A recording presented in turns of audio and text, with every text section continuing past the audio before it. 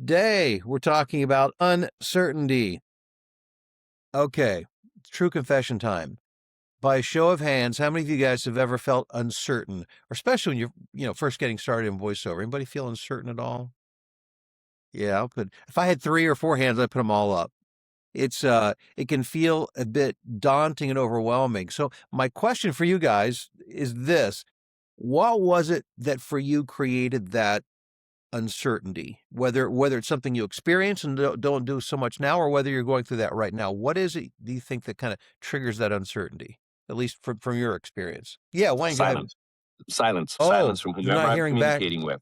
It goes from, wow, maybe I didn't get this opportunity in case of business, to Yeah. maybe I insulted or hurt somebody's feelings. Sometimes my brain has no filter, Okay. and I So and I that's my next question was going to be, so what do you associate with that? What is it that makes you uncomfortable with the silence? And I think you just answered that.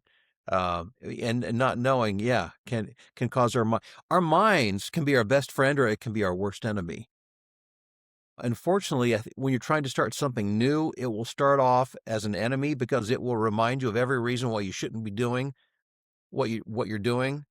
But what it think what's the I'm not a psychologist or a psychiatrist, but we all have our experiences and the reasons why we think the way that we think. But uncertainty, first of all, I want to say it's the common thread, I think, that goes through all of this. Anybody who starts voiceover, if they didn't have a feeling of uncertainty or fear, I would wonder if they were perfectly normal, to be honest with you, because it's a perfectly normal reaction to something that we've never done before. And for me, the biggest fear was embarrassment, that I would do something stupid, that I figured that, the expectations were so high for voiceover talent, professional voiceover talent, that I always had to perform at such a level and be so on my game, not just the performance, but like if I'm on a session, just having a conversation with a client, anything. I was terrified I was going to say something wrong. I was going to do something wrong. I was going to embarrass myself and humiliate myself, and they would never want to have anything to do with me. And which brings me really kind of to my first point. And I think that is, to begin to gain confidence, you have to be willing to risk embarrassment. Risk exposure, because I think most performers deep down have this, there's a term for it. It's the where you feel you're going to be found out. Imposter syndrome. That's the phrase I'm trying to come up with. Imposter syndrome. It's like, because we know ourselves really well, and we can all give a long list of all the reasons why we should never be able to be successful at this, that, or anything else, as far as that goes, especially something that we've never experienced or gained confidence in. And so we are fighting from that off the get-go until we're willing to swallow, at least in my case, it was pride. That was a big part of it. And here's the short story, the short version of the long story, is that I've embarrassed myself plenty of times along the way. And one thing I will say with great certainty is that it affected me far more than it did anybody else in the room, any other client, or, my clients. Probably some things that happened, they probably didn't even give it a second thought to, but I was mortified because I had this expectation that I had to be perfect all the time. I had to be great. And I've shared the story before, so you may have heard this, but this is my most recent big embarrassment. It happened just this past year, and that was, I had been shortlisted for a project it was a national campaign for Ethan Allen Furniture. And I hadn't auditioned or anything. It just came out of the blue. And I got a call from an agent and said, "Hey, you and one other guy have been selected to audition for this." And the audition was the actual recording session. We did a Source Connect session with the client to record the commercials. And so, they paid us for the session, which was nice, but of course that wasn't the big payoff. The payoff was getting the job. And so I did the audition. The client had really good feedback for me. They felt good about it. At least it appeared they did. I felt good about it. I was very excited. Session ends, and within an hour or so, I get a call from the studio engineer that had recorded the session, and said, "Is there something wrong with your Source Connect?" I said, "No, not that I'm aware of." And he said, "It sounds like you're talking through like a computer microphone." Number one, that would have been nice to know before the session ended. But of course, I couldn't tell. Only they could tell on their end. But come to find out, here's what had happened. I had just recently purchased a new computer. Actually, it's the one I'm using right now.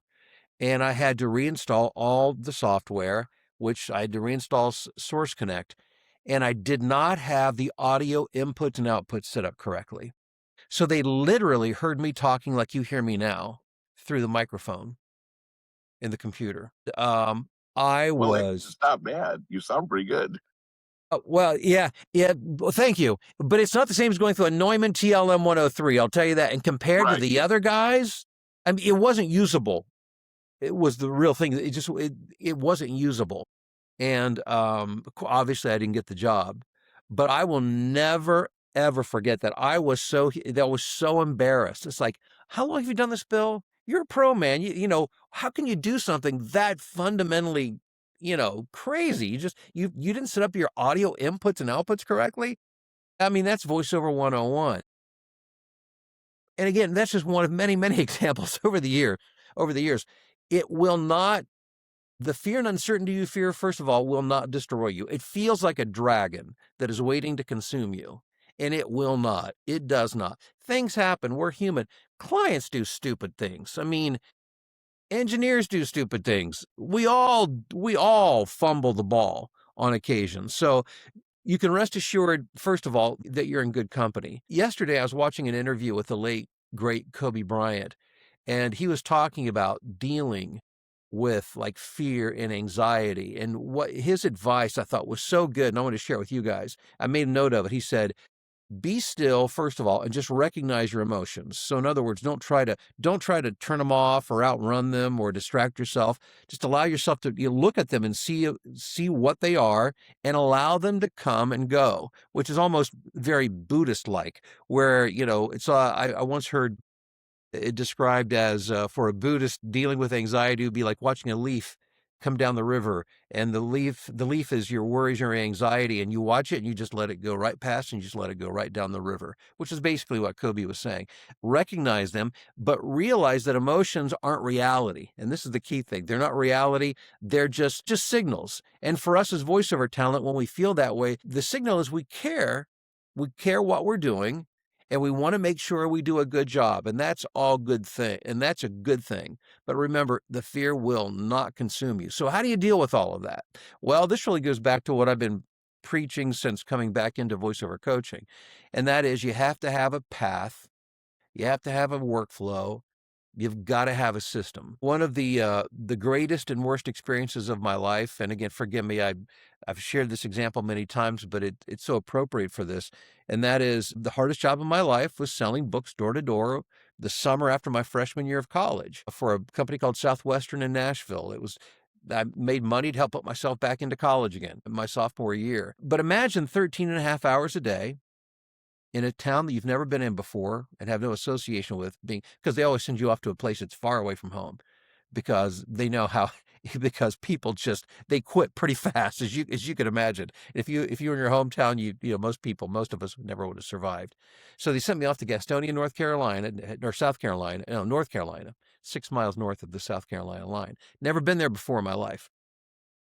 And so before doing that, though, here's the point I wanted to get to. They had this, I was explaining this to Chris, we were talking about the other day. It was almost like a boot camp where they drilled into us the system, our workflow, the way that we were going to do things, what we were going to do, how we were going to do it, what we would say, how you knock on a door, what you say when somebody knocks on it. You memorize everything.